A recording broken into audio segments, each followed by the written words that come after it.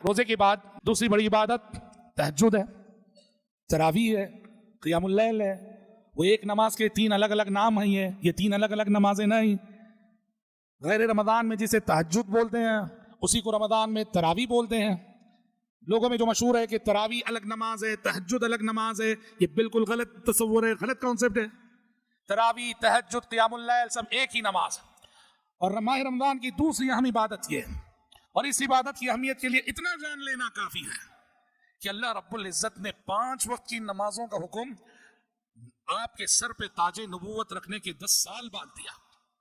فجر پڑھیے، ظہر پڑھیے، عصر پڑھیے، مغرب پڑھیے، عشاء پڑھیے۔ یہ حکم نبی کو کب دیا گیا؟ آپ کے نبی بنائے جانے کے 10 سال بعد دیا گیا۔ اور تہجد پڑھیے، یہ حکم کب دیا گیا؟ جیسے ہی آپ کے سر پہ تاج نبوت رکھا گیا، آپ نبی بنائے گئے، اقرأ بسم ربک الذی خلق کے ذریعے، اس کے بعد آنے والا پہلا عمل یہ حکم تھا قم اللیل الا قلیلا، اے پیغمبر رات میں اٹھ کے تہجد پڑھیے آپ۔ اللہ اللہ، ہاں، یعنی نبی بننے کے بعد، نبی بنائے جانے کے بعد سب سے پہلا عملی حکم جو نبی کو دیا گیا نماز تہجد ہے۔